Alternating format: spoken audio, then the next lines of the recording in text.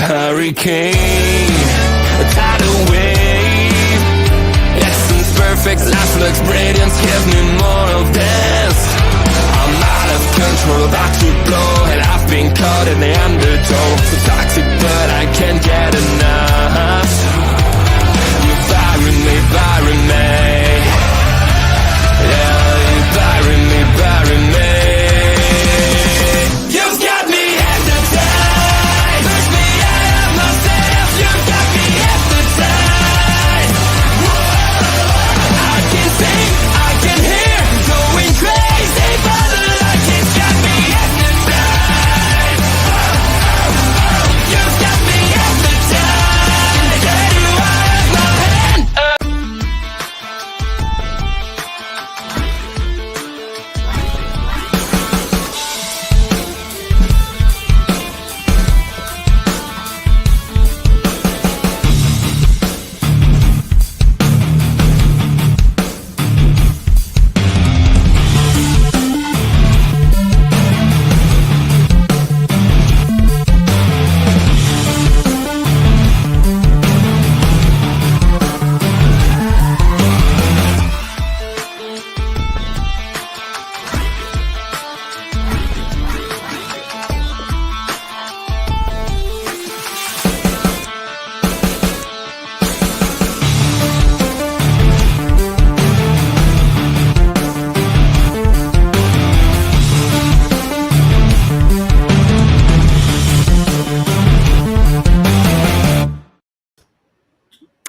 Hi, hello, and welcome to Honor Ramble, your Ring of Honor post show.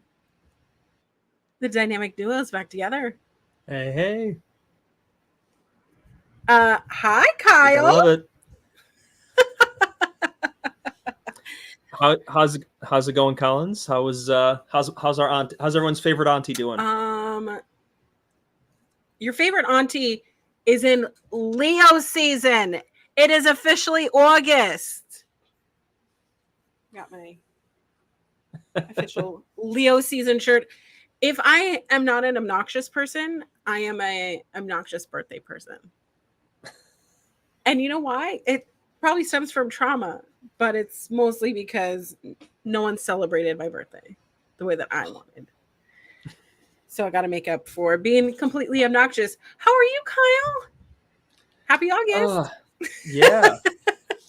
Well, I am about a week and a half removed from my birthday, and as that time goes on, like birthdays become less and less relevant. So you have that to look forward to.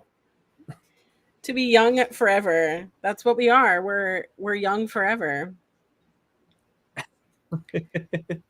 Did this as long as I can look at, I'm good with this. Yeah. Did this episode of Ring of Honor not make you feel young? I felt young. It did. It was a solid episode. It was very interesting in terms of its layout. We only had the total ring time of the episode was just shy of 53%. It was 52.97 or something like that. Okay. So it wasn't a really wrestling heavy episode, but of the 8 matches, they were either 10+ minute bangers or total squashes, and we had like 4 of each. Wow. Which was, I guess, sure.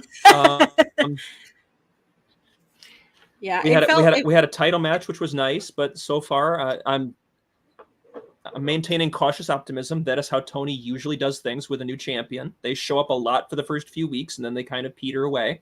Hopefully that will change. We'll see. Gosh, let's hope so. Do you have any quick thoughts since you weren't here for Death Before Dishonor? Now, before we jump into that, be sure like, share, and subscribe.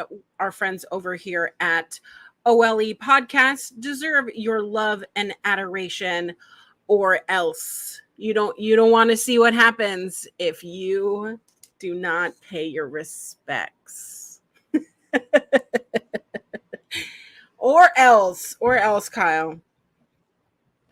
Yeah, or else. That was sorry. I got a fun error that my browser lost connection with the microphone, which is super fun. So I had to make sure to unmute myself so I didn't sound like an idiot. Well, give us your long story short for Death Before Dishonor. Death Before Dishonor was it was a fun show, as expected. For those who are unaware, I had some flooding in my house that evening, which I had to take care of, which is super fun. We've had a whole bunch of rainstorms here in this part of Michigan for the last couple of weeks, and it's been an ongoing thing. It's been super, super fun. Nevertheless, Auntie and the always fabulous Kimmy Sokol stepped up to the plate and knocked out of the park. Had a fantastic show. ROH itself had a very good show, but the thing of it was, and we talked about this leading in, there was no doubt that was going to be the case. It always delivers night of. So I think I told Kylie this when she asked about other shows to watch and things to watch, as she's recently back from school and professional related stuff. Mm-hmm. So I told Kylie something to the effect of, if you just pretend that everything built to the matches made sense, it was fantastic. Yeah. I can always tell online who is the weekly watcher of Ring of Honor and who is the pay-per-view watcher. So the pay-per-view watcher is just going based off of video packages. And if I could be that person, I would love it. That's so terrible because it would be a land of delusion, right? Some of those matches were crazy pants. I don't understand this. It does not make sense. Why are we doing this? Why are we fighting here? We haven't built up this story. Ring of Honor, Pure Championship. But I'm not mad. I loved the Pure Championship title, and we're going to talk about the match today because, that was really good. Well, and oddly enough, the Pure Championship arguably had one of the some of the most dedicated build of the show. What did my hands just do? Sorry, I think I had a stroke. Sorry. I mean, I do that, but then again, I'm old and weird, so I don't know if that's something you want to emulate. I did this, and then I looked and I go, was I using my middle finger? No. But hi, Ed. And I know that our friend Bobby stopping by to say hello. Welcome. If you're in the chat, if you're in the live chat, oh, my dogs would like a word with you. They have opinions. Of all the dogs to have an opinion, it's the dogs that, they make all kinds of rattle. They sleep all day. That's what they do. They sleep and fart all day. And then all of a sudden we talk wrestling and they're like, no, I have a thought. I have a word. But yeah, I definitely agree that the show as itself, by itself, removed from weekly programming. Fantastic show. If you only watch Ring of Honor every once in a while or only just watch the pay-per-views, you live in your own delusion. And what a wonderful place to live. But unfortunately, I don't live there. Nope. But if you this show is what we do for you. This is the sacrifice we make to let you enjoy these shows. Be thankful to your auntie. Oh my gosh. But if you would like to watch and hear my thoughts with our guest, Kimmy, that is on replay here at OLE Podcast. Not too far. Just go into the live tab, scroll a little bit down, and you can hear all of our thoughts. Tell us this video sent you, and maybe we'll give you a little follow back. I don't know. Could happen. It might. I don't handle that. So I don't handle that social. Yeah. It might. We don't know. I'm handing out empty promises over here. You know, of course we'll give you $50 million. Of course we will buy you a new car and a new house. Anyways, that would be nice. Can someone give that to me? At least a new car. That would be fantastic. There you go. Yes. Let's make it happen. All right. Shall we jump right into this? I do have to say, I'm going on vacation starting tomorrow morning. I'm going to the woods, people. I'm logging offline. I keep saying vacation, and people are like, "Oh, when are you coming back?" I'm coming back Thursday or Tuesday. Tuesday? I don't remember. We're coming back Tuesday, I think. So it's 5 days without Wi-Fi, without TV, not bringing our computers. So I have to rely on if I can get a signal. Social media was a mistake. See, it's 7:33 here. I got full service, but I'm in the city. I'm about to go an hour, 2 hours outside the city, across the mountains. I get to go across I-90, which goes across the Olympic, or no. What are the mountains in Washington? The Olympic Mountains? No, the Olympic are on the peninsula. Cascades. Cascade Mountains. This lesson in U.S. geography brought to you by Honor Ramble and OLE Podcast. I get to go across the Cascades. You can't do that when it's winter out. You can only if you're a tractor trailer and you have the things they put on the tires. I don't know what that is. Chains? You still do tire chains? Yeah. But that's like wintertime because obviously you're going through, thousands of feet of elevation. But do you have elevation out there? Not like Will Ospreay does. Oh. I am not so elevated. I'd love to be elevated. But let's jump into this show. We are on episode 73, or is it 74? I did not write that in my notes. I'm pretty sure it's 75. 75. Actually. Oh my God. It is 75. The weeks have just blend together over here. Episode 75. They do. This is what we talk about with watching ROH television weekly. Everything just molds together. How do people watch this concurrently if they're just watching it on Honor Club? I would be watching it on 1.5 speed, which is what I watch Ring of Honor on. Here's my problem. Some days I get off work at 4 p.m., which is when it starts over here in the Pacific Northwest. So that's fine. I get off work. I can go enjoy it. Days like today, where I'm like prepping for vacation, I didn't get off work until 5:15. And I was down at the office. So then I'm commuting 30 minutes. Then I get home and I gotta go. I gotta pick, stick a whole hour and a half show into a 40-minute segment. And it was a longer one today. Total runtime was 147:17. It's cutting it close, but we did it.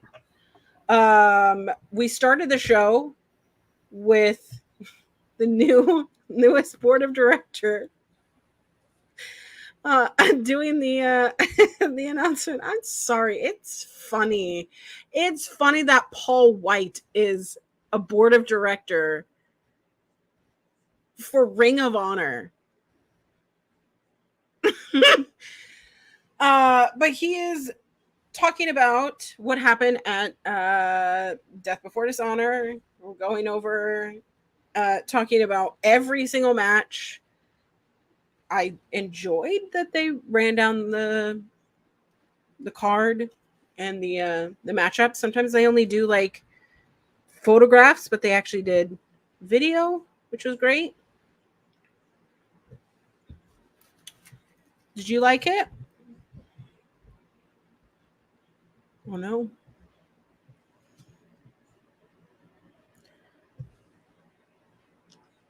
Okay, Ed, we are fighting. We're fighting now.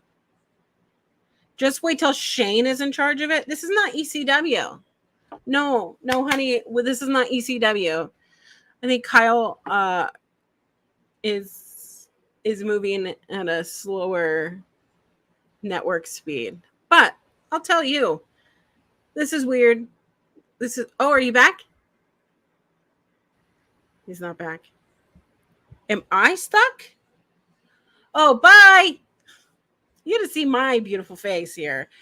It is sweat, if you were asking. That's how I look. So young and youthful. Anyways, we're jumping right into our first show. We have the Ring of Honor World Six-Man Champions from Friday. Brand new. We have the Von Erichs and Dustin Rhodes versus Jacked Jameson and the Iron Savages of Bronson and Boulder.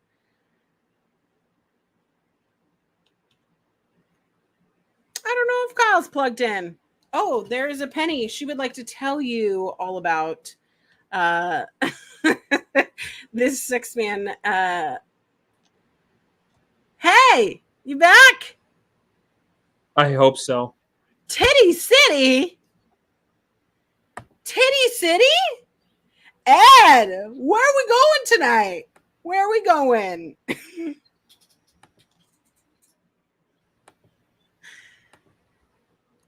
I mean, that's where the Iron Savages go. I did not connect that. So I just introduced the match. The Iron Savages. We just introduced the six-man champions. I think that the titles look really good on the Von Erichs and Dustin. This is his first bout in Ring of Honor. This is his first taste, like his first match in Ring of Honor, and he gets a title belt. The belts have, prestige on them, but he makes them look really good, and it makes me really sad to know that he is retiring this year. But yeah. Well.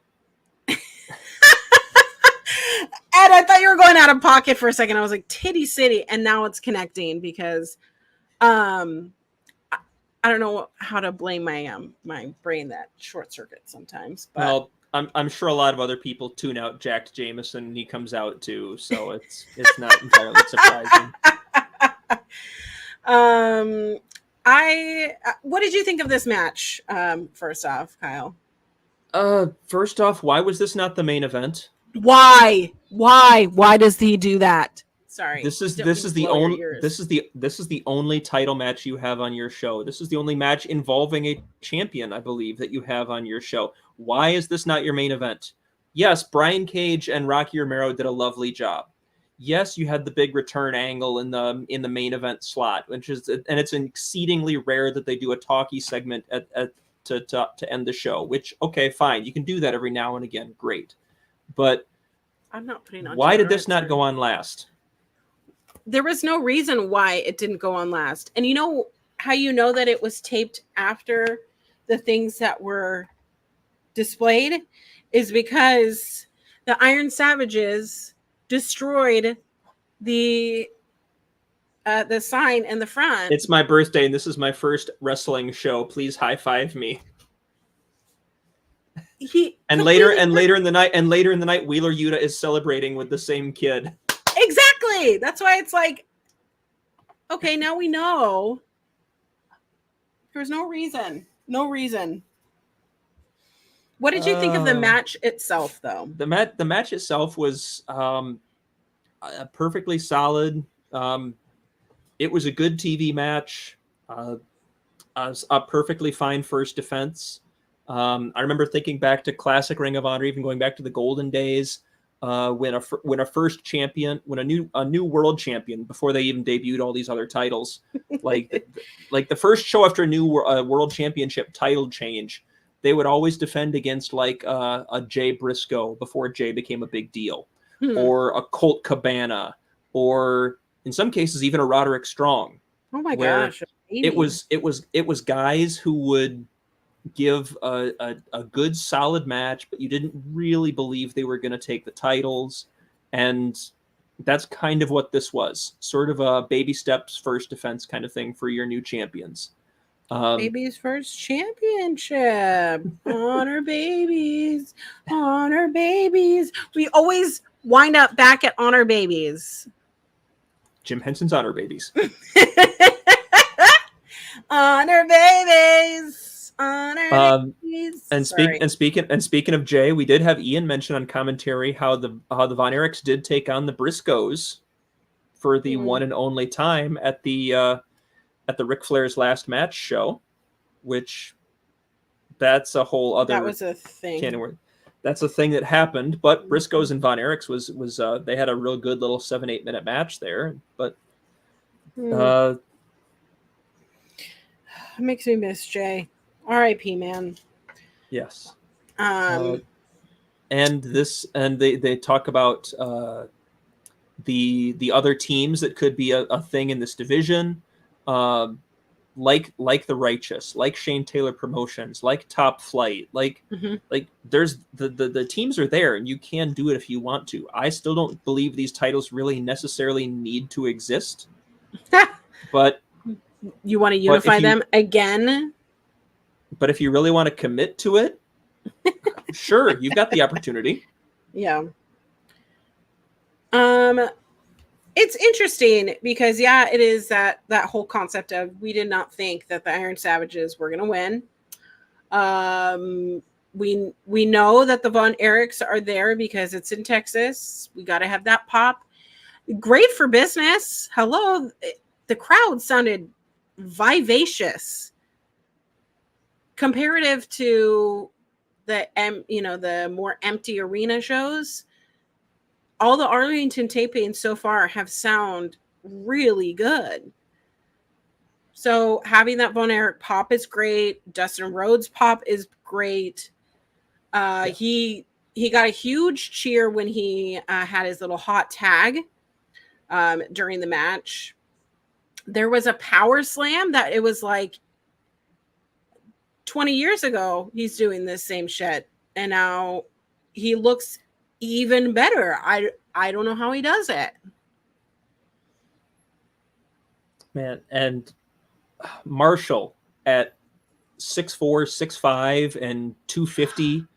And that young man got up on a couple of drop kicks.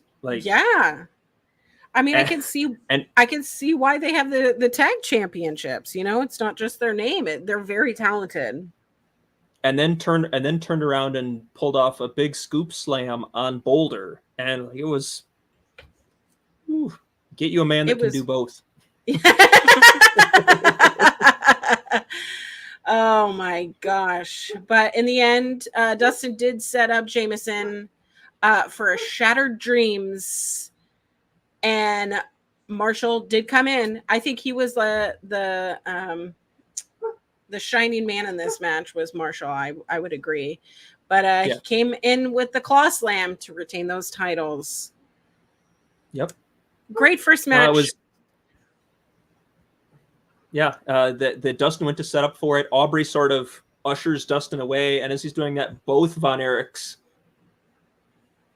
just lay one in on poor Jack Jameson in the corner. Poor guy, but you knew he was in that match to take the loss. Come on. Yep, absolutely, 100%. Well, This is like expelling all of your pyro as we go into the rest of this show. How many minutes was this match? I had it at 12:17. Longest match of the night at 12:17. Again, why was it not your main event? I don't know. Well, I don't know. You know what'll cheer me up? Mark Briscoe's baby. And that's what we see. Baby J. That's our next segment is a promo. Mark Briscoe with his baby. That's with the baby, not on the baby. By the way, he's not cutting a promo on the child. That's not what I meant at all. But I really like how appreciative he was towards Roderick Strong about for their match, because their match was great at Death Before Dishonor. But Mark Briscoe is still a champion, and that's all that matters. Who is going to fight him next? I still want it to be Shane Taylor. If the rumors are true, Buddy's out for a bit. I know, and it bums me out too. But I'm hoping that it's not going to be that long. I'm hoping this is still something that we can do by Final Battle, but I guess we'll see. Absolutely. Final battle in the meantime, December? we did have a yes. I don't have. There's not going to be a specific date yet, but it's run.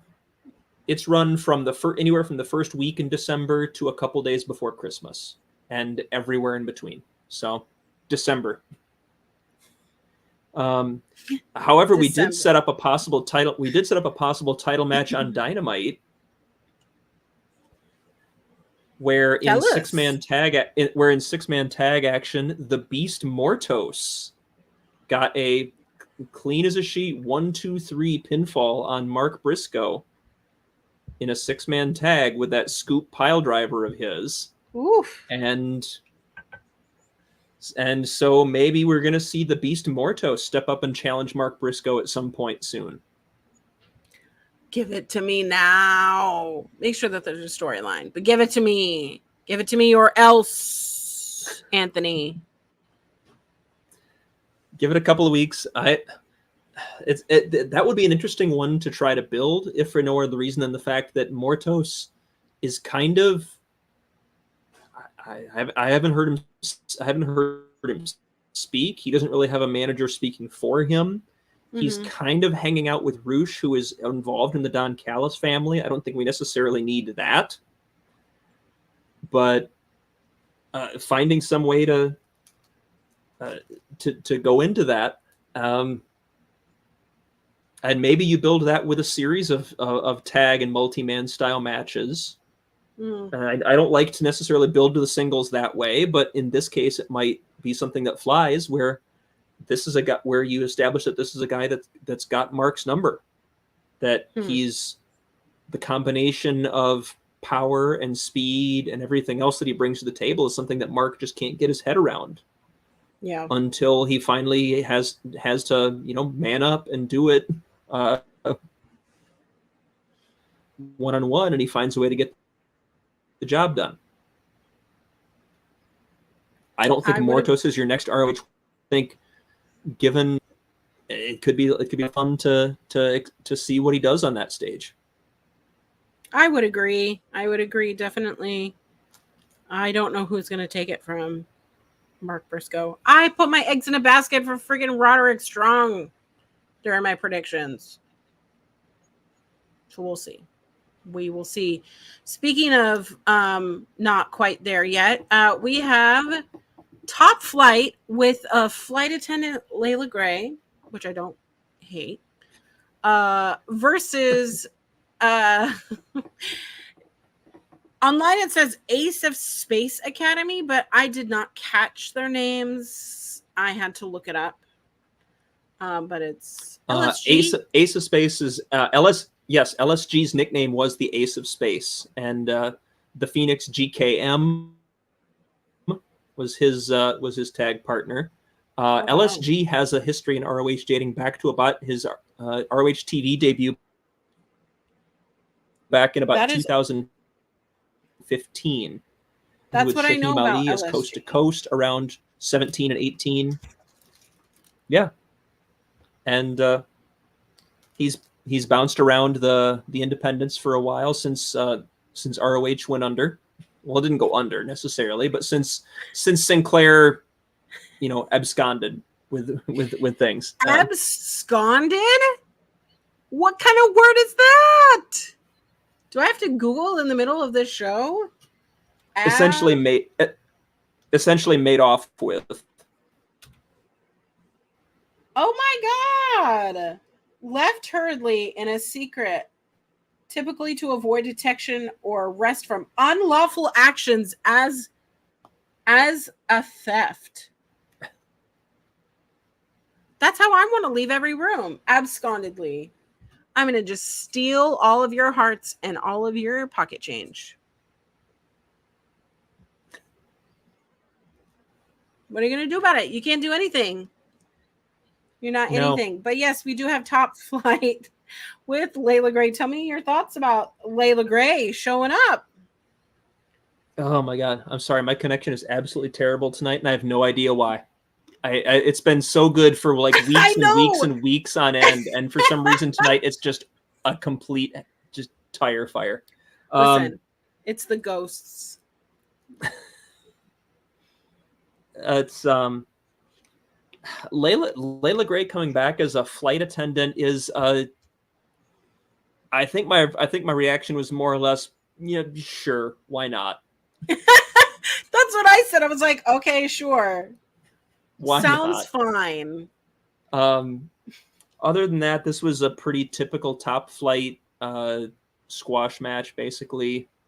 LSG and GKM got a few spots in here and there, but like this was showcasing Top Flight as something in the tag division. And as we see in a little bit here, they've got at least one team in the ROH tag division that has kind of got their eyes on them. What? That's insane. We're telling stories, kind of. A little bit. They showed up to the party. This match, just what I wrote was Top Flight is really great. This new Layla Gray gimmick is interesting.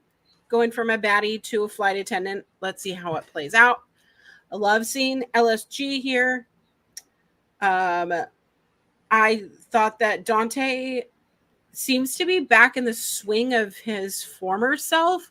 I think when he came back from injury, he was a little bit guarded, right? He wants to protect that ankle, doesn't want some of his mistakes that he's made, his haste to be prone for another injury. But I think he's in a better stride. So they extend their winning streak in ROH. And hopefully towards that tag title shot. Yeah. And to your point and to Dante's defense there, it was a pretty grisly injury. Like I would be thinking twice coming back from that as well. Yeah, I would be sorely tempted I would be sorely tempted to not come back from that as well. Yeah. But then again, I'm done. But then again, I'm old and I'm kind of a wimp about stuff like that. So. I mean, if you think about it, like the way that his foot went was not a natural. No, pattern. Absolutely not. It was like something out of Misery.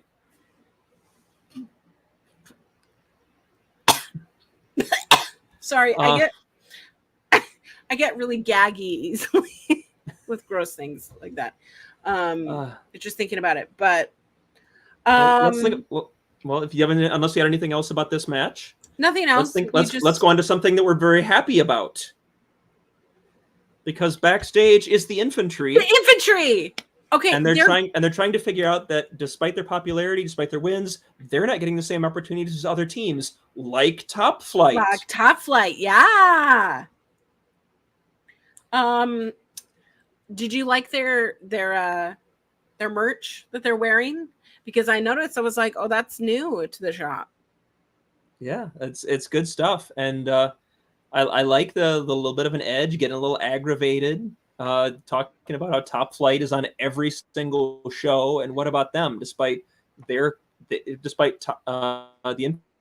infantry having great performances every time out, them hosting the 4th of July ROH show, them moving merch.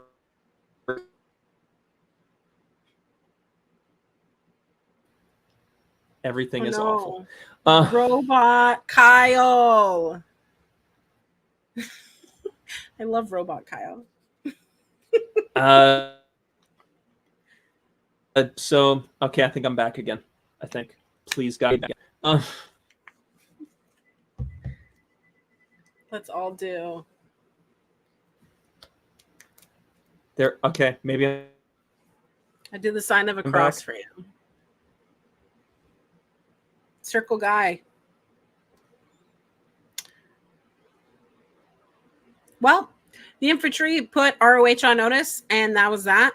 And I really want to hear Kyle's response, but I might have to wait forever for his response. Oh, look, you're back.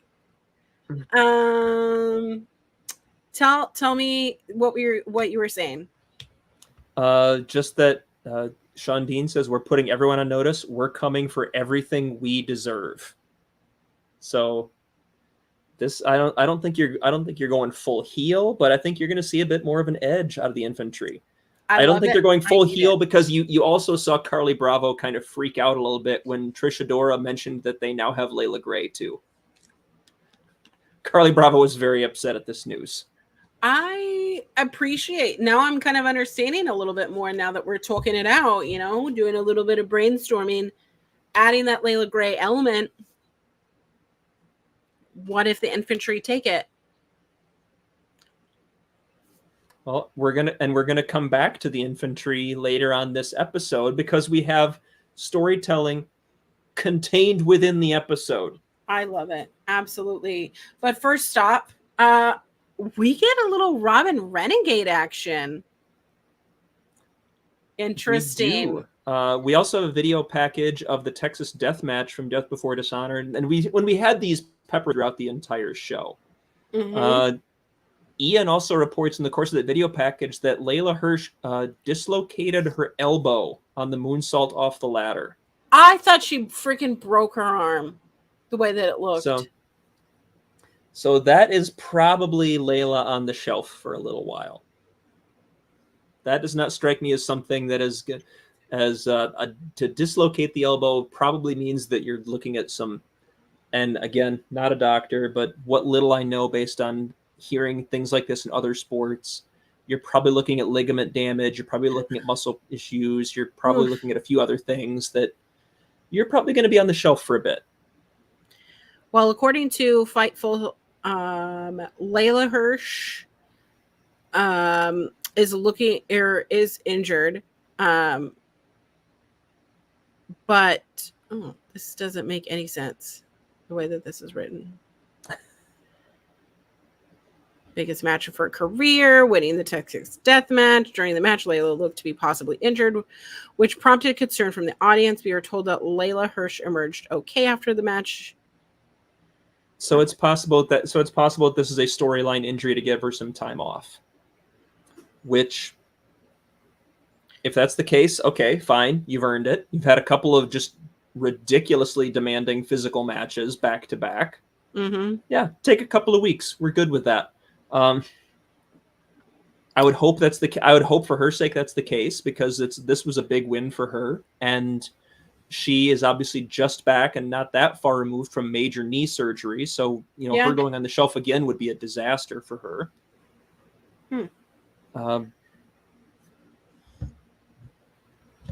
But yeah, Robin Renegade was up next. Robin was back in the ring in a singles action against Maya World, who famously is a student of Athena. who, by the way, you wouldn't know it because neither ROH nor AEW said anything, but just hit 600 days as AEW Women's World Champion.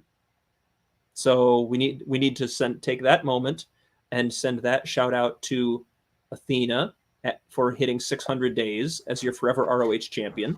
Woo! 600 days! Yeah! And that's officially more than ROH or AEW did for her. Oh, sorry, Athena! Bye! But in any event, Maya World, one of her prize students, was in action against Robin Renegade. Maya's last appearance on Honor Club was 2 weeks ago in a loss to Red Velvet. Also coming off a loss to Thunder Rosa on the July 27th Collision. Robin's last appearance was 3 weeks ago, taking the loss in that three-way with Taya Valkyrie and Marina Shafir. This was a sub 2-minute squash for Robin to get her back on the winning track. So that's kind of what I wrote, is that Robin Renegade, if in order to go up against these higher skilled challengers, she needs to get some wins under her belt. We need to see a little bit more edge to her, a little bit more of a character, so to speak, in my opinion. But it is good to see Robin getting some wins. I just want to see a little bit more flavor here. Well, if you believe any of the stories from different places, that supposedly Mercedes Moné has taken a liking to the Renegade Sisters. Absolutely. There is some of that talk floating around. So maybe they're in line to show up with the Moné Corporation. The Moné Corporation. What do you think of? I mean, I know that we don't talk about AEW, but what do you think of Camille joining forces with Mercedes? Fabulous choice. Camille is such an obvious usage of her, but it's also a very, very good usage of her.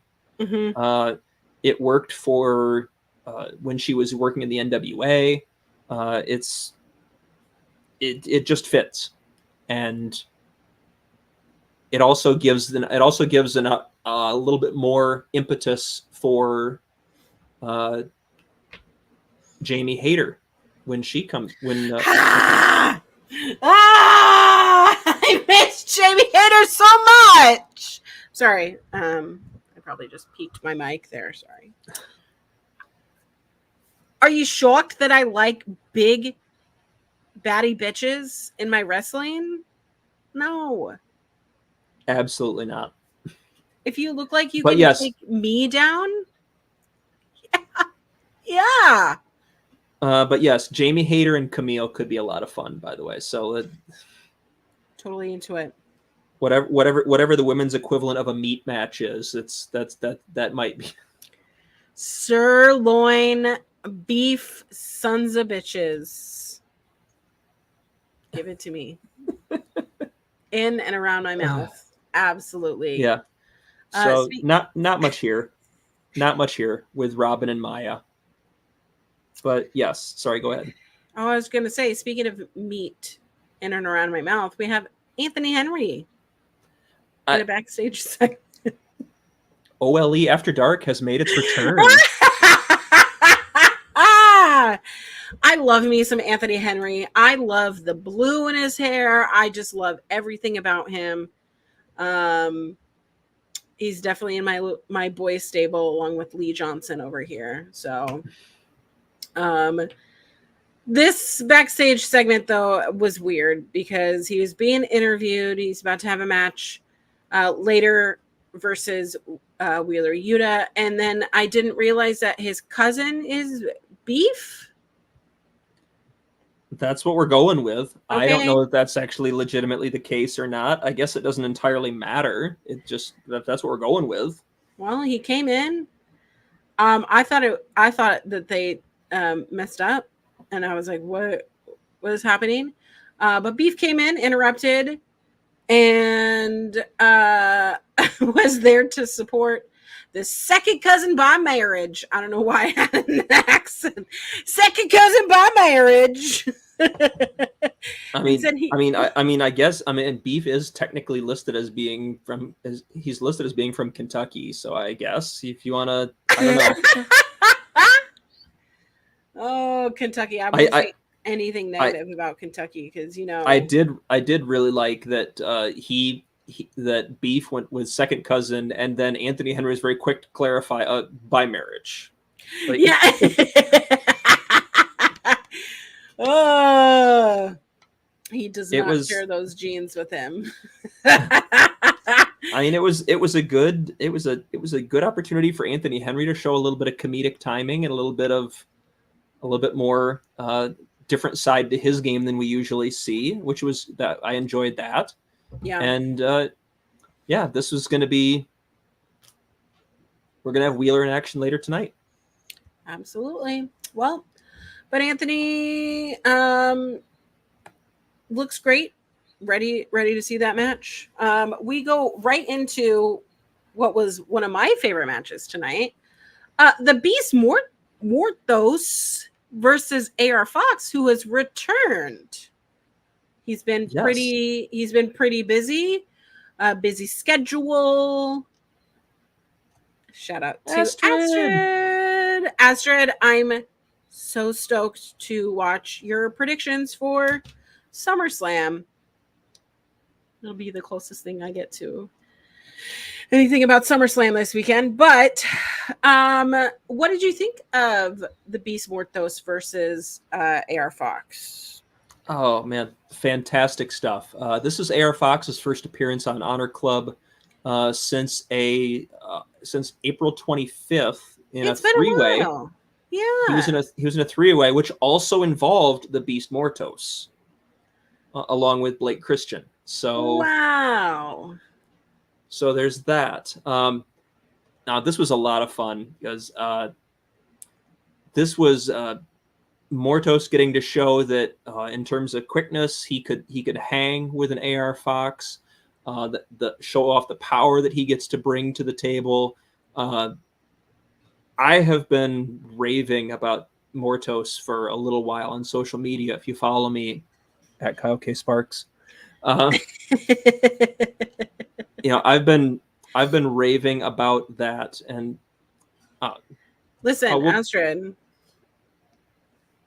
if the timing works out, let me know. Absolutely. Let me know.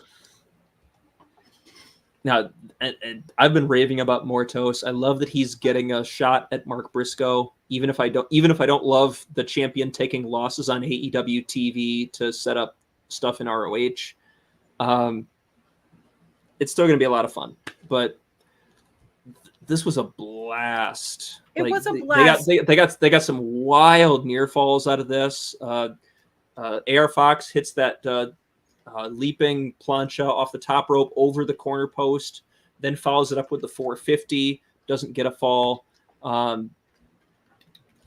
Goes for that head scissor and gets caught in the torture rack and takes 3 or 4 backbreakers in a row. And yeah, like Fox took some punishment in this. It was like, welcome back, get to work, because and the way that like Beast, I don't know, do we call him Mortos? Do we call him Beastie? I don't know, but the way that he played with AR Fox, their chemistry seemed spot on. It was heavy hitting. It was impactful for me.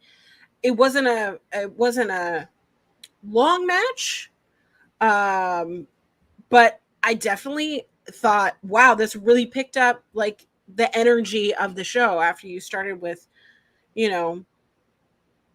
what it was in the beginning, which is a great way to start a show. I think that Ring of Honor sometimes does that, where it's like, we started up so high, I know we're going down like this. I feel like it picked it right back up. That's where I was mentioning, I felt like this was like the old Ring of Honor again, because it was like matches that I actually enjoy watching. It's not just proving ground matches that don't make sense, or storylines that don't make sense or go nowhere. Yes, this was a lot of fun. And And the thing was, to be entirely fair to, you know, what we call the golden age of Ring of Honor, you know, around that 2004 to 2009 or so period, before they started getting on TV, before they started having pay-per-view deals and so on and so forth. A lot of the matches were kind of just randomly announced on ROHWrestling.com.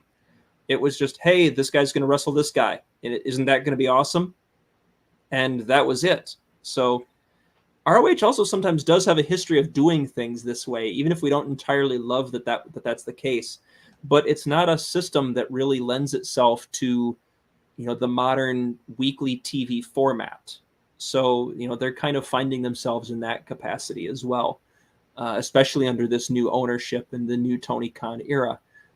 Beast Mortos and AR Fox would have been a classic example of something like that, where this was just, hey, here's two guys. We're going to put them in this match. It's going to be awesome. You're going to want to be there and check it out. And if you can't be there, you're going to want to buy the DVD and check it out when it releases. And it was kind of that same thing. This got about 10. I had it at 10:39. And it was 10 minutes that just flew by. 10 minutes. That's longer than I thought it was. Yep. Wow. This is a great match. So I thoroughly was picked right back up. And we go right back into things that always come out on top. That never stop coming. Tips a touching. The MXM collection. Wait. Oh no. Wait. Ah! Well, we touched tips. There you go. Once you touch tips, I won't say anything if you won't.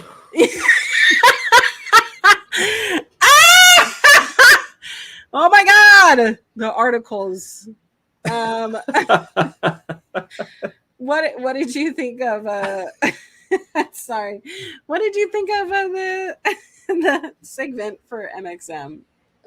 Great as always. I really hope that they stay more or less ROH exclusive, because I think there's such a great value proposition for this property. Mm-hmm. And you know, I think there's a lot for them to do here with the Undisputed Kingdom, with an infantry that's maybe getting a little bit more of an edge. Yeah.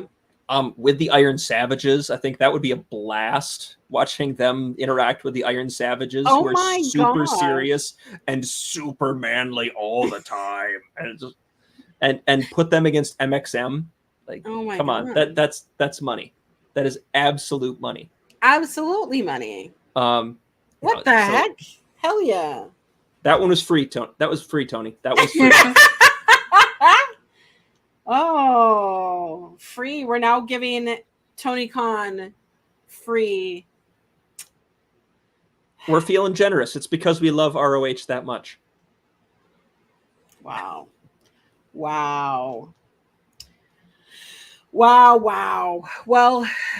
if you want to go watch that segment, MXM, it is literally shared all over Twitter, X, whatever the hell.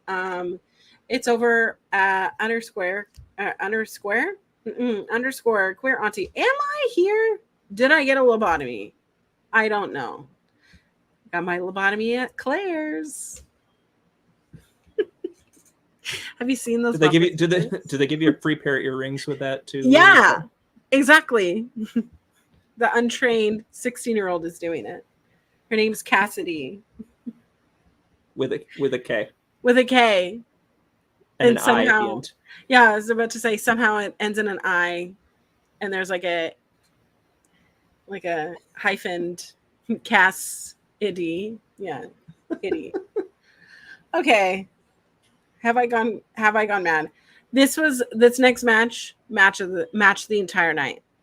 Absolutely worth it to just seek this match out. We have, as mentioned, Anthony Henry taking on the former ROH Pure Champion.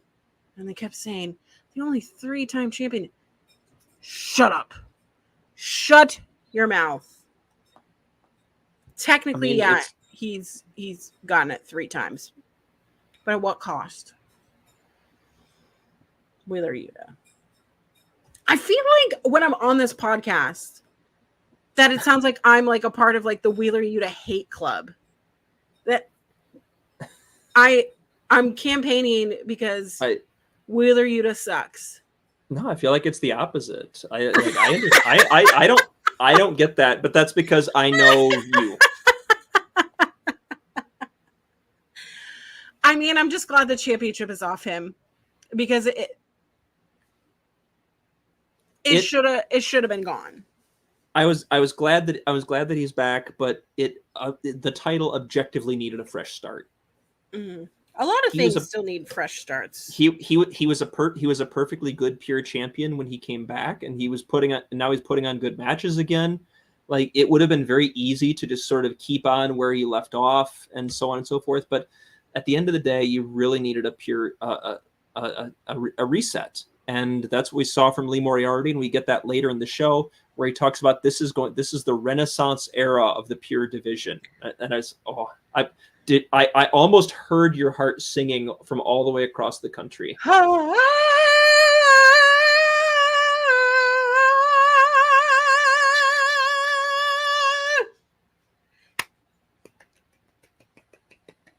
sorry. I'm just so happy. It's like Tony Khan read my editorial. He went, "Oh no, I can't have Auntie Collins upset because I'm booking Ring of Honor completely ass backwards and with no thought. We gotta put the Pure Championship in some sort of prestigious category, so to speak." He finally listened to your or else. Oh my gosh, he did. Thank you. I'll be seeing myself out now. Goodbye. All right. So all right. I guess it's me for the rest of the show. Okay, here we go. What did you think of this match? The remainder of the show is actually going to be 45 minutes to an hour of me just ranting about how fantastic Anthony Henry is.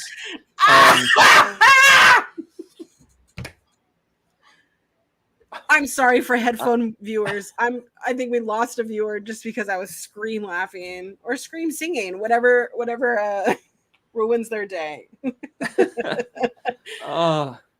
This was a blast. Like, oh my god, this was so good. I do want to point out that because I like to make old references, Beef was in fact seated ringside for this, which prompted Caprice to make a "Where's the beef" joke, and prompted me to point out that the ad campaign that joke is based on is literally 40 years old. What? That ad, that Clara Peller Wendy's "Where's the beef" ad dates back to 1984. Okay, brain does not see 1980 as 40 years ago. Speaking as someone who is in his 40s now, I absolutely do. No, because that means that I'm in my 30s. And I'm not, as I'm in my mid 30s, I'm not ready to accept I'm in my 30s yet. See, Bobby's got my back on this one. It sure is. It was 40 years ago. I'm just still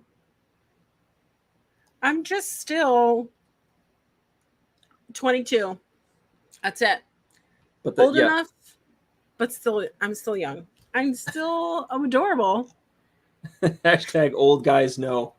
I don't know what being old is. I'm just a cute 22-year-old. I'm just a 22-year-old born in 1988.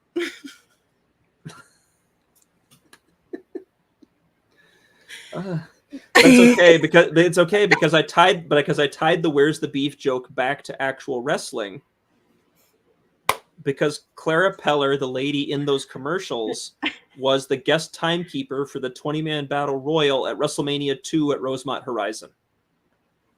I don't think I've ever watched WrestleMania 2. honestly, you're not missing much. I definitely. Hulk Hogan and King Kong Bundy in a cage Oh. match was probably one of the better Hogan WrestleMania matches. That's saying a lot. I'm sorry. I'm genuinely struggling to remember even a lot else from the card. It was actually in three. Tea. It was in 3 different arenas actually, Bobby. One was in New York. I want to say it was in Nassau. Nassau Coliseum. One was in Los Angeles and one was in Chicago.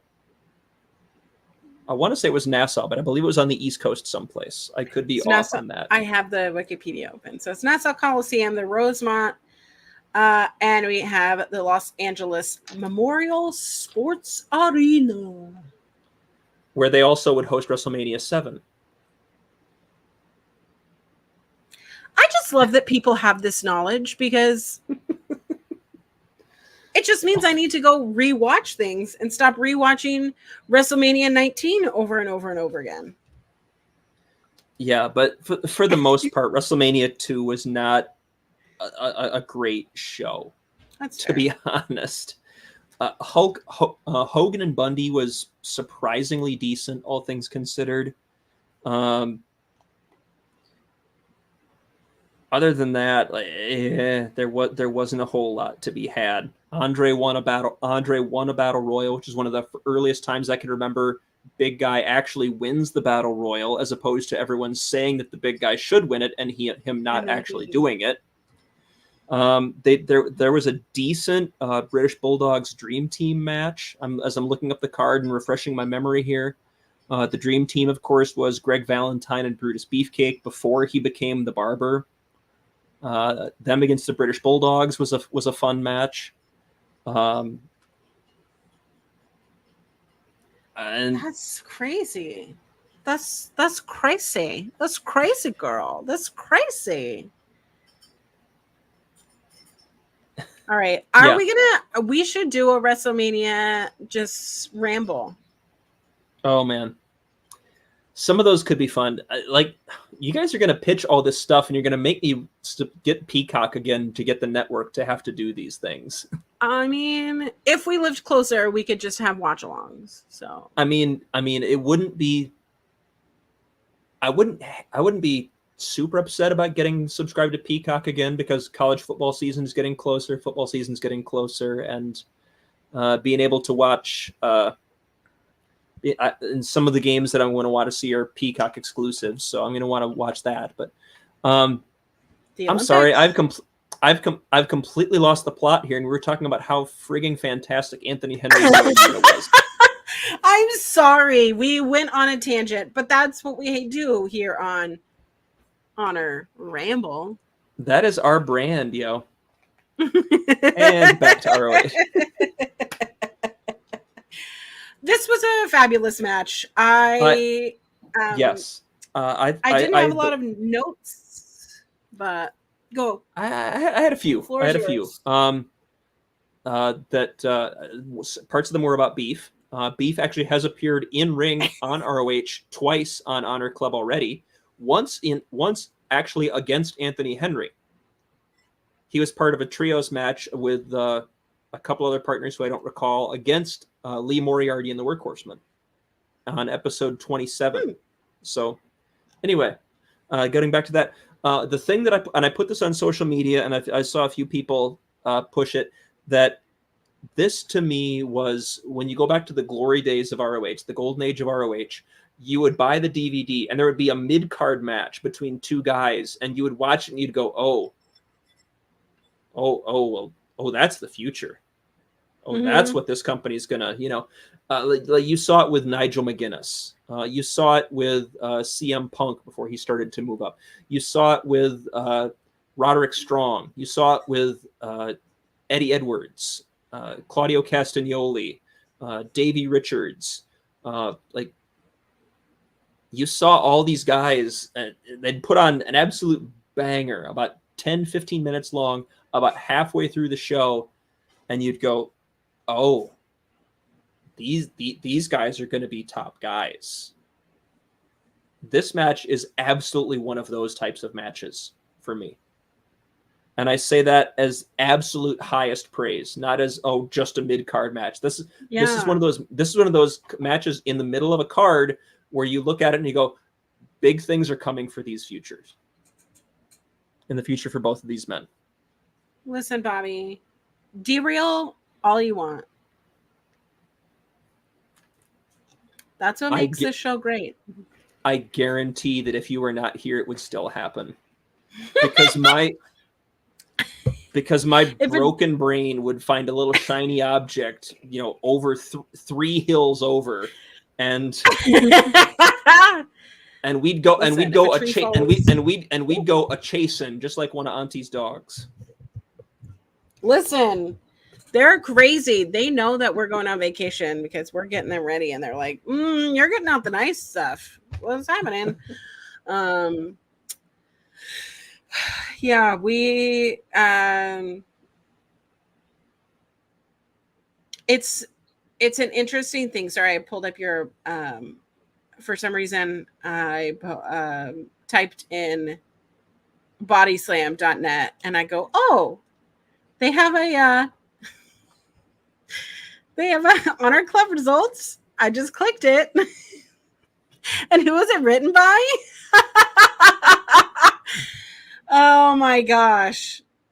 Kyle, you need to post about you need to remind us all at the start of the show. Hey, if you don't want to listen to us. Some loser who honestly watches ROH every week. I mean, seriously.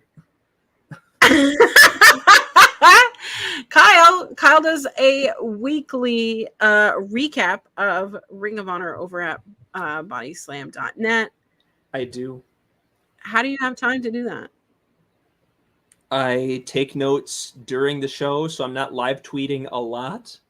A lot of my notes. I feel like you do live tweet more than I do.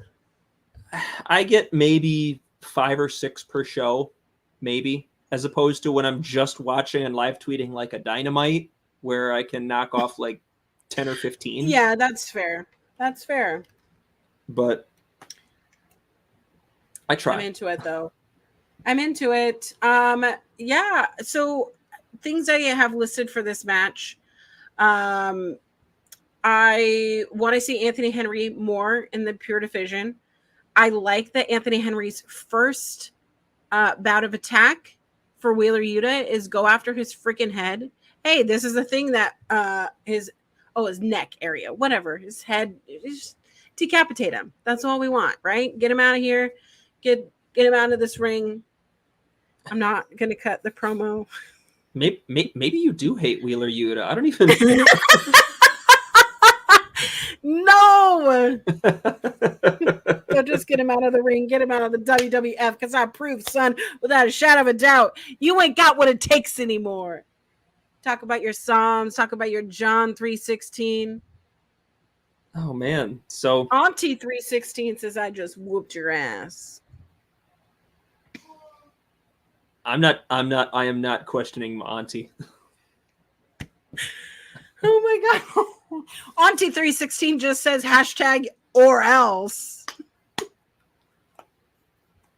Yeah, that.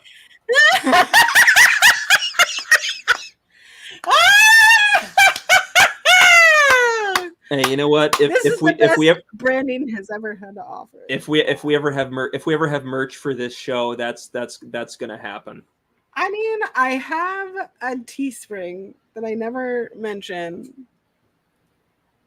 It might come out of retirement just for this. So if you want to get a shirt, let me know down in the comments if you'll wear a hashtag or else shirt, because absolutely. I really like the psychology of this match. I really love Anthony Henry going after the neck for Wheeler Yuta. This match became like a chop fest. Everybody's chopping. Everybody's chopping each other's chests. I feel like there's been a lot of matches recently where men have been chopping the absolute hamburger out of their chest. See it on any match with Ishii. We've seen Chris Jericho get his little concave chest done in. You know, we saw it. You know, during the Death Before Dishonor. Anything involving Roderick Strong. Yeah. Give me some chops for Big Dick Roddy. Come on. I will forever call him Big Dick Roddy. I can't not. I will probably tell him to his face. And just hope that Marina Shafir does not put me in mother's milk, you know? I want to see video of that exchange when or if it ever happens. I want to see Auntie meeting Roderick Strong to call him Big Dick Roddy. Just yes. The man is smaller than me. This man, Roderick Strong, is smaller than me. And I think that he has big dick energy. Well, come on. He's shorter than me. That's about the best I've got. Yeah. I could carry him. I was gonna say because I'm 6'3", so I got probably. You're so tall. Yes. You're so tall. You're taller than me. Not everybody's taller than me. But okay. Actually, hey, Bobby is too. There you go. What is this? Everyone is just this giant person. Okay, I mean, I'm technically 5'11", so technically, I'm taller than him. But I feel like I body more than him. He just is a small guy. Auntie is,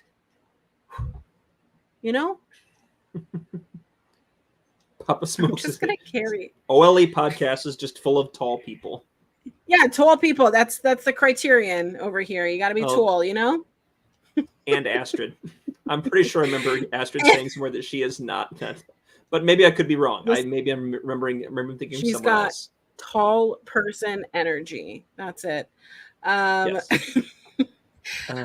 So yeah, there was a chop fest going on. Wheeler Yuta seems frustrated that Anthony Henry is taking advantage of his messed up cranium, and there were a couple. Sorry, my eye itches, and I don't want to be weird about it, but here I am being weird.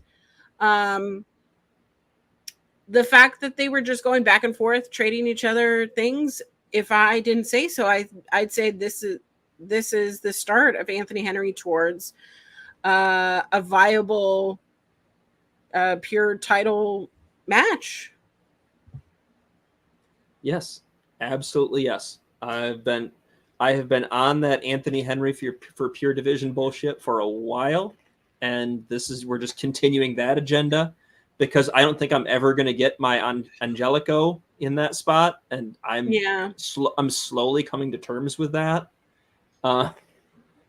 Yeah. But no, this was great. The other one that I had notes on was when they both had the double wrist locks at the end, and Yuta is stomping down, and then that breaks, and then Henry is throwing up kicks and they're just throwing kicks at each other. It ranged from physicality to strikes to counter wrestling to submission wrestling. Like this was some real graps, and I was very on board. This has been what I've been wanting. Sorry, I'm changing my. I'm all kinds of ADHD today, apparently. I don't know where my brain is. I'm sorry. I'm here. This is exactly what I've been wanting for the Pure Championship. Hello, we reset. We're rejoining. Hello, we're getting excited about this shit again. Hello, I'm in it. Let's keep doing this every week. Let's keep having these bouts, these contenderships. Let's go. How long did you say this match was?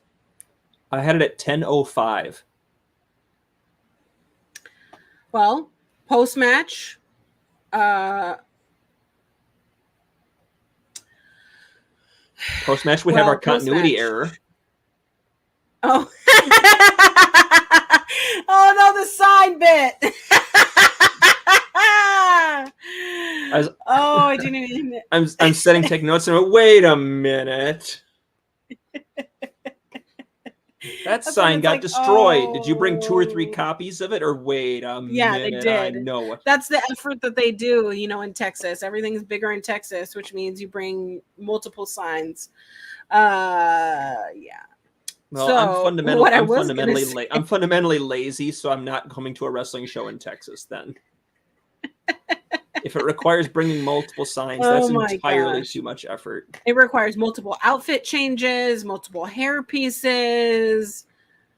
If you ain't with it, you gotta get out. You can't do it. Sorry. Well, Lee Moriarty was okay with it because he cut a little promo backstage saying that Tiger Style is here to stay. Hell yes. Hell yes. Hell yes. Hell yes. Oh, the upstairs dog. Oh. Why are all the dogs barking today? We got our dogs out. We got the dogs out. And who let the dogs out? Me. All of our dogs are out. Everything's out. Let's go. Pure championships. By the way, that song was released 24 years ago. Get out! Get out! Get out! Leave! No. Stop it. I am here to ruin I'm here to ruin everyone's life. Well, somebody posted the other day that it was like 30 years ago today, the Spice Girls, you know, came out with those lollipop things or whatever. I don't know. Maybe it was only 25 years ago. I don't know. I remember getting money with my little after school, you know, babysitting and buying them. I'm old enough to have bought something 25 years ago. I'm sorry. I don't feel old enough to have bought anything. I am just a 22-year-old baby. I'm just baby. I'm baby. Doesn't that make you young? Doesn't that make you younger than Kimmy too? Yep, I'm baby. That's all I can do. I'm Groot. I'm baby, you know? Do you want to go into the next thing? That kind of let's do. Moriarty's promo after winning the pure title at Death Before Dishonor, saying that he defeated arguably the greatest pure champion in ROH history. When he says he's the best one of the best young technical wrestlers in the world, now he has the hardware to back it up. And this is the Renaissance era of the pure division. So if you want to come for Tiger Style, then bring it and protect your neck.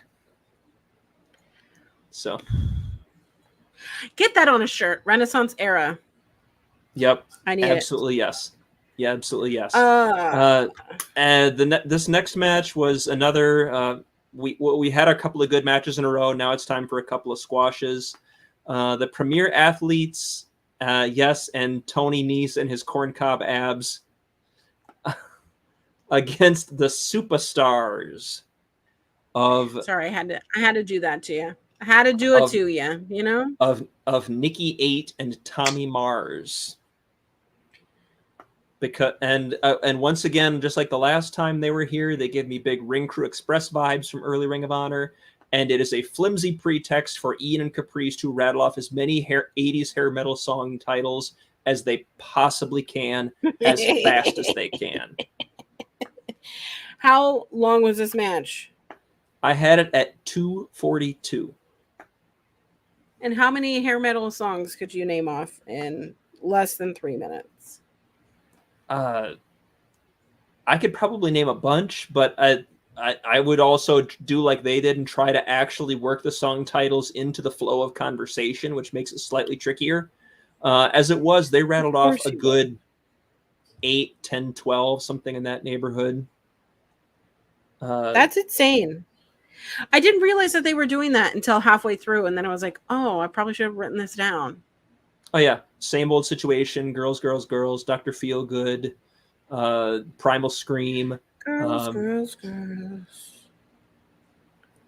I'm in a singing mood right now. Mostly Motley Crue songs because of the fact that they're named Nikki 8 and Tommy Mars, aka Nikki 6, Mick Mars, and Tommy Lee, as in all members of the Motley Crue.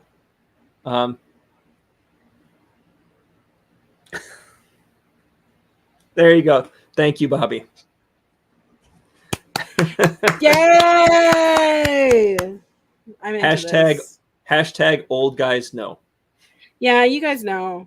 I think I was too late for Motley Crue, but also I was raised fundamental Christian, so my version of rock and roll was Striper, DC Talk, and Michael W. Smith. Well, Striper with a Y, was their whole thing was yellow and black, and they were essentially a Christian hair metal band. One of their biggest hits was called no, they didn't do Shout at the Devil. They did To Hell with the Devil. Oh my gosh. Shout at the Devil was actually also Motley Crue. Maybe I need to go down a rabbit hole. Well, that's kind of what we did here with the premier athletes defeating. I mean, to be fair, I don't think you're missing much. Motley I never Crue. cared for Striper that much, but yeah, this was pretty like Daivari clears the ring, hits that twisting hammerlock lariat on Nikki 8, finishes with a top rope splash, which they made reference to calling it the magic carpet splash. I still feel like that's a little gross, and I kind of don't want to call it that. Ew! What? Weirdos! I believe Sean Daivari called it that for a while as well, but not Arya. I don't believe Arya ever used that, but I could be wrong. Either way, it just feels gross me using it as a white person. Yeah. So I'm not gonna. I'm just gonna say top rope splash. Yeah. So the premier athletes got a win. We're moving on. Maybe we're gonna do something with them. Maybe we're gonna remember that Josh Woods wants the ROH World Title someday. That would be nice, but so far no. Instead, we go backstage to Anthony Henry. Again, with the beef stuff. I thought it was deja vu because you know how sometimes Ring of Honor, at least for me, sometimes my Ring of Honor app just goes all the way back to the beginning or it just skips parts or goes back because it's not a perfect thing, right? So I thought it had gone back and I was like, what are they saying? What is happening? And before I knew it, it was over. So what else did they have to say? There wasn't a whole lot to it. It was Beef came back, gave Anthony Henry a little bit of a pep talk, saying in our family we don't lose, and that just there wasn't really a lot more to it than that. I have it in my notes as he is again interrupted by Beef and his relentless positivity and inexplicable wetness. Because he's got what appears to be sweat or water stains down the front of his old ROH t-shirt.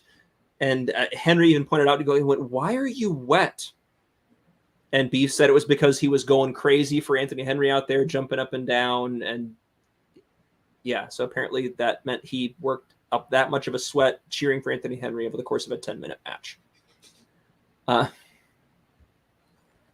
In any event, I still feel like it could be a fun pairing. It could be interesting to see where it goes. It's allowing Anthony Henry to show a little bit of a lighter side, which is always kind of fun to see guys take a crack at that. We'll see where it goes, because anything that gets Anthony Henry on my TV more is something that I very much welcome. Agreed. Well, with that said, we have the return of Fuego del Sol. Versus Kimmy's favorite wrestler, Jacoby Watts. Oh my goodness. Yeah, this was This is where I was. This was painful to me. I will still contend that I don't mind the concept of the gimmick. Agreed. And I don't However, entirely mind the guy playing it, because Watts, to his credit, is he's doing the job. He's given it everything he's got every time he's on camera. But he's not on camera that much, and when he is, he's kind of presented as a loser. That's the disconnect, is that, oh, if you want to be a televangelist and you want to be attractive, that, you know, and not just like hotness attractive, but like attractive in the sense of you want someone to fall for you, right? A narcissist wants you to fall for them. Unless you're being blatantly obvious that it's like we're in on the joke. I don't feel like we're in on the joke right now. No, I don't think so either. I agree. Like there's very much a disconnect there. I like the gimmick, but either you have to go one extreme of they always win somehow by shenanigans, something happening, or we have to be on the joke. It has to be completely pendulum swing for this type of thing to work. And I don't think it's working, because Fuego del Sol is back and beats Jacoby Watts. Why? An established storyline, and then what are we doing? Am I supposed to like this? Am I supposed to not like this? Are you a bad guy? Yeah. Well, why should I hate you?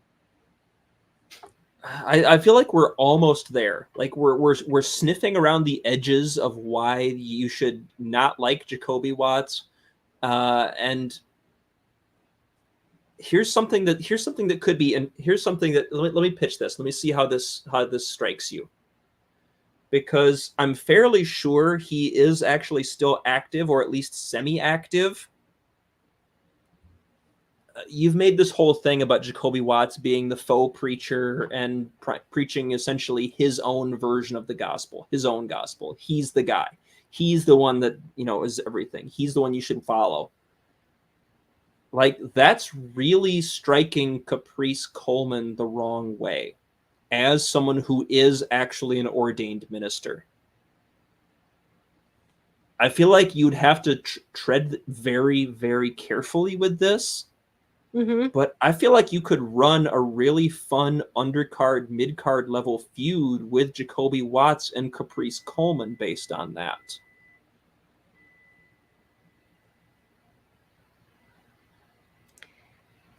Yeah. Like, I at no point am I suggesting that, you know, he's like, Caprice is, well, I mean, I just looked it up. He's 47 at this point. But to my understanding, he still takes bookings. He's still active. The last match that he has listed is, he's only had a couple matches this year. So he did fight Shug D for the Pan African World Diaspora Wrestling title back in February for one of the ASE events in the Carolinas there. Like, as a one-off, I think you could do something really interesting with it to try to establish some heat on Jacoby Watts. But if they're going to do it, they got to do it now. What is the saying? Piss or get off the pot? Shit or get off the pot. Shit or get off the pot. Yes. I don't know why piss seems more vile than shit. That's an excellent question. I could not. Oh my god! No, like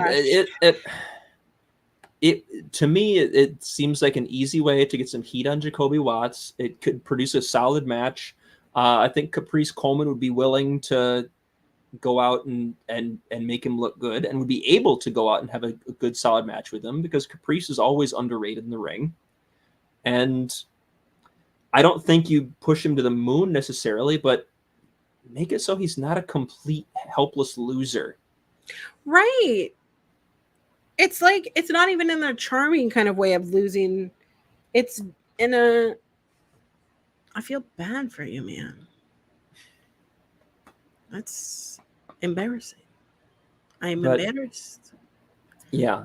Fuego pins Jacoby Watts with his tornado DDT, and I had it at 247. Wow. Well, before the main event, we're joined backstage by the Minions. Yes, this was recorded after Death Before Dishonor, I believe. Which would make sense. The ROH Women's Champion, Athena, who's been champion for 600 plus days, showing Lexi Nair all the love because she helped her retain her baby, her championship. At first praising Billy, and then when she realized that Billy wasn't Lexi, immediately ignoring her and turning to Lexi. Yeah. And poor Billy Starks, the former champion, sits there jealous. And now we see the plan all along. The seeds have been planted. I put it in my body. Why can't we have more storylines like this? In all of wrestling. I mean, the only thing comparable would be Mariah May versus Toni Storm. But that hasn't had nearly the amount of time this feud will have. Yeah. But no, it seems abundantly clear. We're clearly setting up Athena Billy 3 for Final Battle. I have to assume this. Yeah, I'm ready for it. This has to be where they put the title on Billy, and Athena goes on and starts wrecking shop in AEW, right? Like it. You've done literally everything. You've beaten everyone. This has to be pass the torch and move on. Absolutely. I'm so sorry. I'm yawning. It's not even as late as it is for you. I'm so sorry. Very rude. And yes, Billy tells, despite being conspicuously ignored, tells the camera before they leave that she's for the team. So she is already unhappy with the situation. So that is the time bomb is officially ticking. I love it. It's Jack Bauer season. Da, da, da, da. But the catch it, but who's gonna turn on who? I don't know. Does Billy snap and beat the daylights out of Athena, making Athena the de facto face going out, or does Athena get? Does Athena lose her patience with Billy's insubordination? And does Lexi do it?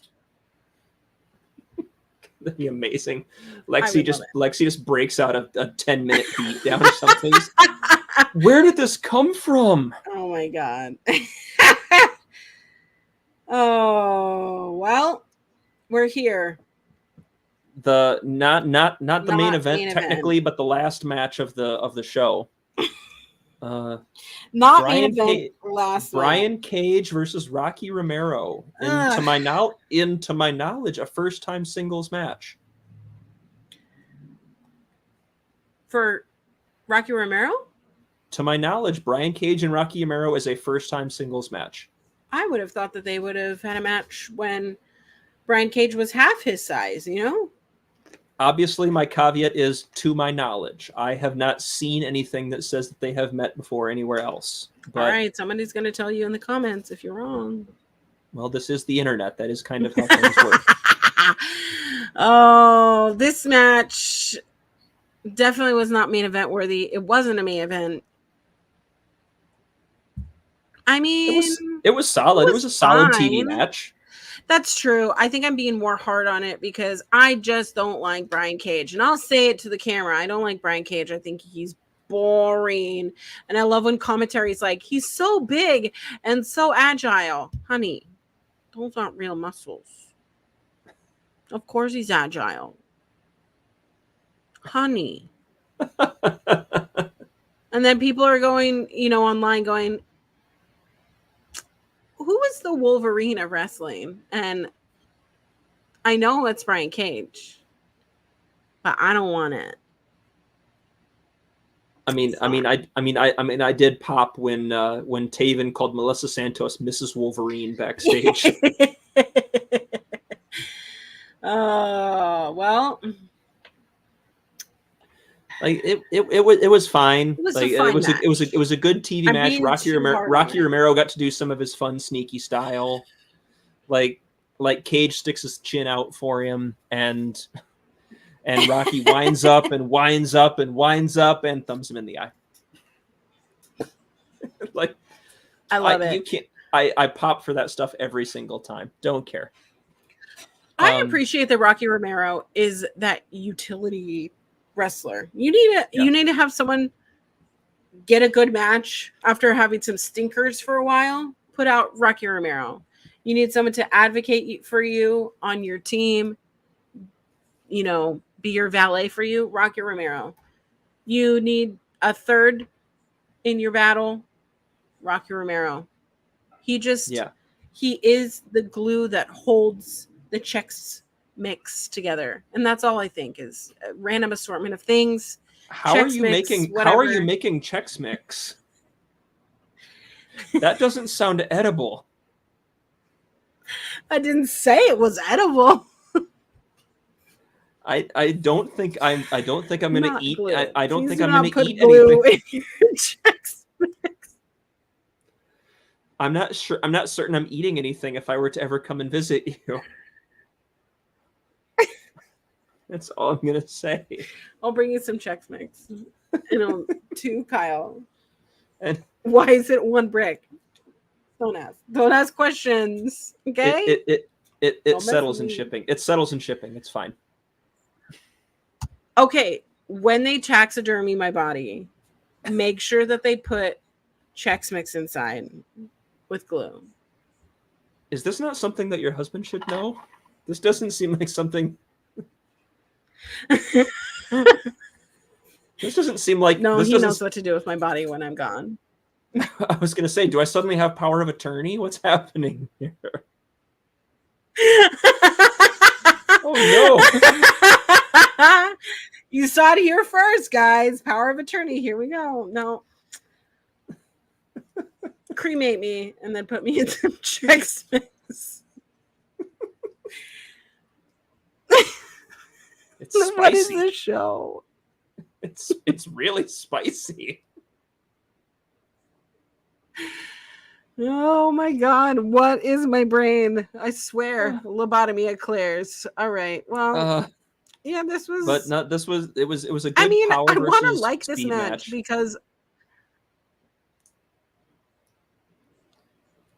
Rocky's speed got into it. Unless you have any other thoughts about this match. No, I mean it was a perfectly fine TV match. Rocky's speed versus Cage's power. They played it to perfection. It's a pretty easy story to tell. Cage got all his shit in like he does. Rocky was of course Rocky, of course, is such a great utility player, like you said. He is such an invaluable person to have on the roster. One, for his capacity to go out and work with anybody. Mm-hmm. And two, for his connections in CMLL, in New Japan, I don't think anybody had on their bingo card Rocky Romero becoming like one of the MVPs of wrestling in 2024, and for nothing that he did in the ring. And that's not to take away from how good he is in the ring, because he's very, very good in the ring. But his value lies almost exclusively in the office, in that sense. But no, this was fun, and it was our last actual wrestling match of the evening. before we go to yet another video package. As we talk about the Undisputed Kingdom, who successfully defended the ROH World Tag Team titles at Death Before Dishonor against Kyle O'Reilly and Tomohiro Ishii. We know we love them. XOXO Gossip Girl. It was a lot of fun. It was a very good match. Were not for Kyle Fletcher intervening to help the Kingdom retain. But speaking of whom, we go then backstage to Melissa Santos, who is with the Undisputed Kingdom. And this is where I referenced Taven popped me by calling Melissa Santos Miss Wolverine. That's tremendous. I love it. Yeah, they talk up, what they're doing and how important the belts are, and they get interrupted by who did we hear about earlier talking about taking opportunities? The Infantry. And they said they're on a 4-match winning streak. They move merch, and they're not asking anymore. They're demanding. Last time they faced the Undisputed Kingdom, the Kingdom screwed them out of their ROH World Tag Team titles. They want another shot, and they want it now, basically, they said. They want it, immediately. I forget what they specifically... I want to say said give them they what want they it in want. Texas or something like that. But either way, Bennett and Taven accept. They say the definition of it... They use the old canard about the definition of insanity, and Bennett says, you want to do it again? It's going to be the same result. So you got it. You got your shot. So sometime soon, we're going to get the Infantry versus the Undisputed Kingdom one more time for the ROH World Tag Team titles. Are you on board with this plan? Absolutely. Absolutely. Absolutely. I don't know if I'm allowed to salute if I'm not a member of the board of trustees. No, the people that do what is it called? The infantry. What branch of government were they in, or what branch of military? Oh, that would be the army. Now I'm having connection issues. The army. That's the branch. All right. Well, I think I'm doing just fine. Well, and now from there, whether it's Auntie or me, I don't know, but I'm gonna talk like it's Auntie. Auntie's in the comments is very concerned. We come to our main event talking segment. We're closing with an in-ring talking segment, which okay, sure. Normally I'd be annoyed, but you know what? They don't do this often, so I'm allowing it. Let's go for it. Dustin Rhodes is out again. He says the Von Erichs are taking Kevin back home, and so they're not here. But he wanted to come out and talk about how much this has meant to him. It's been a long time since he's had a title around his waist. The best I can find, the last title that Dustin Rhodes held was the WWE Tag Team titles back in 2014 as Goldust, teaming with Stardust. I wonder whatever happened to that kid. It's been 10 years? It's been 10 years since Dustin Rhodes held the title of Stardust. any sort. Let me tell you. He finished. Whatever happened to that Stardust kid? He didn't seem like much. Stardust, he finished. He got to finish after edging for quite some time. That was a really long edging period. We got a whole year of edging. That sounds awful. It does. It sounds like a medical problem. Very much so. Very much so. Well, they started and ended with things dedicated to the crowd. All to say, how did you like this episode? It was fine. the big payoff here is something that literally everyone heard about on social media. Dark Order came out. Actually, Evil Uno came out and ran down Dustin Rhodes. Dustin cut a lovely little heartfelt promo about how much this meant to him and how they want to take the six-man titles to the next level. He's having the time of his life. He's feeling very confident and he wants more. And that brings out Uno, who is livid at the whole idea that you've been around, you've wrestled in 5 different decades and you want more. And how he and the Von Erichs took these 6-man titles from Dark Order, and because Dustin has taken the titles away from them, they're going to take Dustin's one last ride away from him. John Silver and Alex Reynolds attack from the crowd, and when all hope is lost, Sammy Guevara comes out, and that was really good. Sammy Guevara saves the day. Sammy Guevara. And, it got a decent pop, and it sounds like... iconic. Truly iconic. He runs off Dark Order. He and Dustin shake hands and embrace to end the show. They celebrate in the ring as Ian wishes us happy wrestling, everybody. Overall, it was a fun show.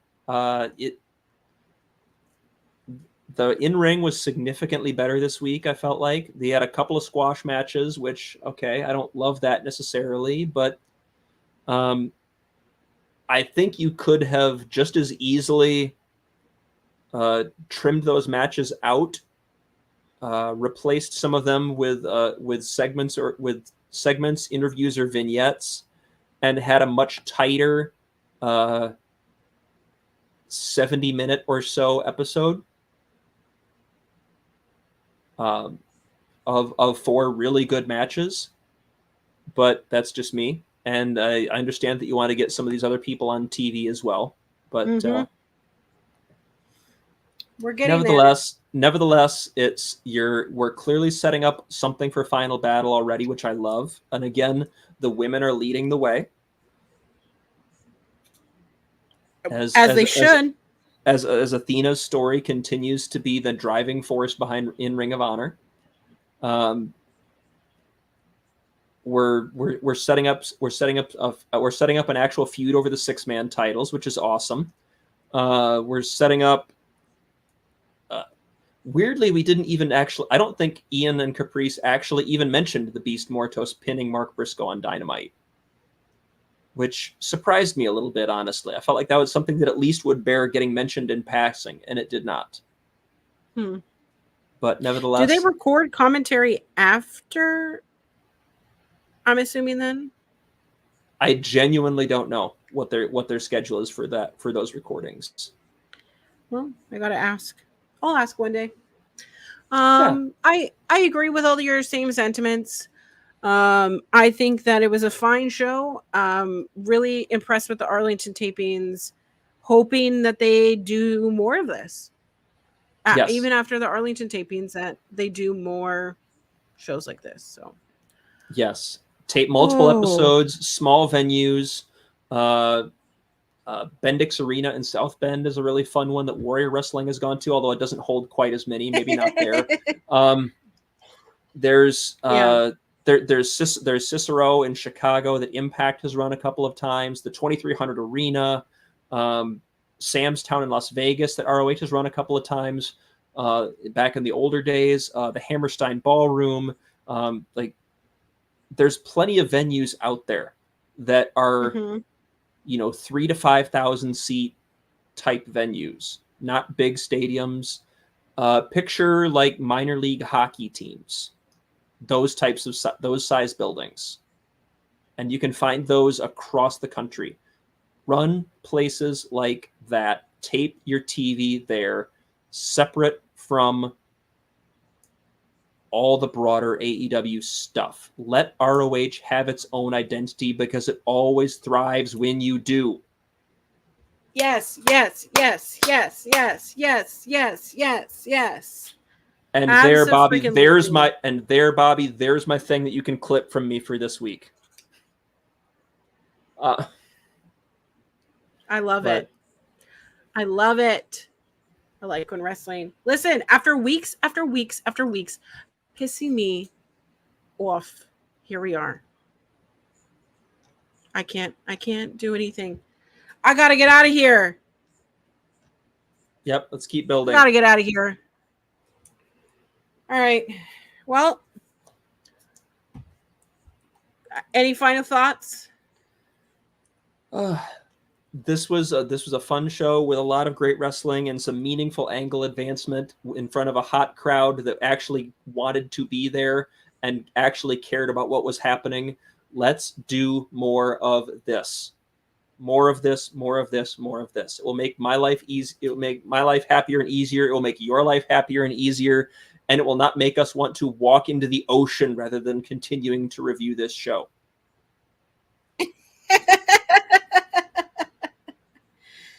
Agreed.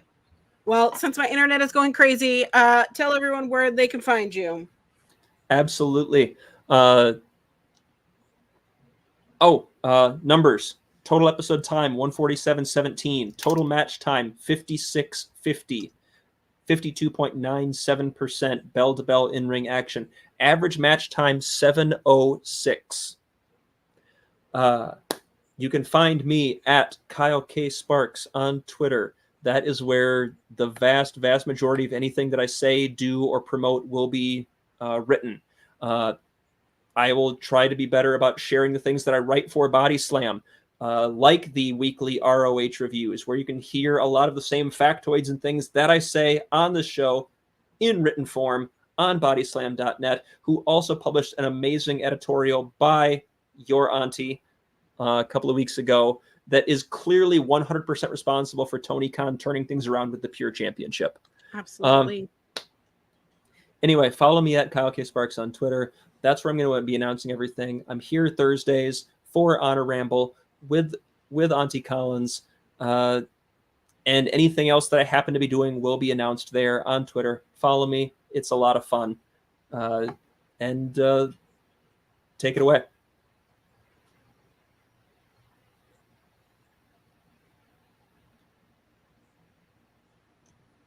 All right. Well, I don't know if you can hear me, but we can. Hi, follow me on all this. Perfect. Follow me on _ Queer Auntie. I'm here every Thursday. Wrestling Made Me Cry will restart next Sunday. We're gonna announce it. Your Sundays have just gotten so much better over at Fightful Overbooked. I gotta get out of here. I don't know what's going on. I hear storm cloud or thundering, so there's something going on. What is going on with the world? Remember, this is OLE Podcast, our local establishment. Find us over at X, Instagram, read the ticker below. Go find us, subscribe, like us, share it. And if you don't like us and you've gotten to this point and you're like, wow, they're so unprofessional, their internet is taking a dump, let us know. Because the unprofessionalism is part of the charm. Listen, I love all. Give me all of your comments. Give me your worst, and also give me your best, because it's engagement. Another fun one in the books. Thanks for being here, Auntie. Appreciate it. Thank you. What a struggle bus. All right. Have a good week and happy wrestling. We're in sync.